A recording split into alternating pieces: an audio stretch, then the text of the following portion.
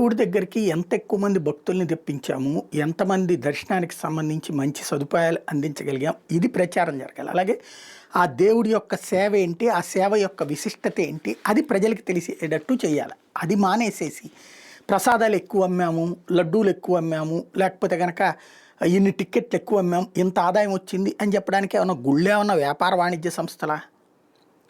సర్వకాల సకలావస్థల యందును ప్రతి ఒక్క భారతీయుడు కూడా భగవంతుడిని నమ్ముతూ ఉంటాడు.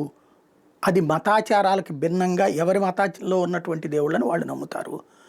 నాస్తిక హేతువాదుల్ని పక్కన పెడితే ఆ దేవుళ్ళనికి దర్శించుకోవడానికి వచ్చే వాళ్ళకి సరైనటువంటి సదుపాయాలు కల్పించడం ప్రభుత్వాల బాధ్యత, పాలక మండల బాధ్యత తప్పించి ధరలు ఎక్కువ తెప్పించి పెట్టాం, ఆదాయం ఎక్కువ తెప్పించి పెట్టాం, ఆదాయం గురించిన తిరుమల తిరుపతి దేవస్థానం గురించి చర్చించుకునేది, లేకపోతే లడ్డూలకు వచ్చిన ఆదాయం గురించిన తిరుమల తిరుపతి దేవస్థానం గురించి చర్చించుకునేది. ఎంతమంది భక్తులు మనం సకాలంలో దర్శనం అంటే సాధారణ ప్రజలు వెళ్ళలేకపోయారు. మనం ఏదో కూపన్లు తీసుకున్న వాళ్ళు మాత్రం, కూపన్లు సాధారణమైనటువంటి పల్లెటూరులో ఉన్నటువంటి పేదవాడు తీసుకోగలడా?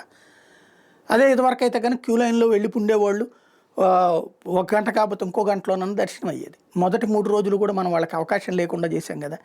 ఆత్మవిమర్శ చేసుకోవాల్సిన అంశాలని అహంకారంతో, అధిక ప్రచారంతో కప్పిబుచ్చుతా అనవసరమైన అంశాలని అతి ప్రచారం చేస్తూ సాగిపోతున్నటువంటిది దేవుణ్ణి ప్రచారానికి, రాజకీయాలకి వాడుతూ అసలైనటువంటి బాధ్యతని మర్చిపోతే కరెక్టా కాదా, పాపమా పుణ్యమా కాలం నిర్ణయిస్తుంది.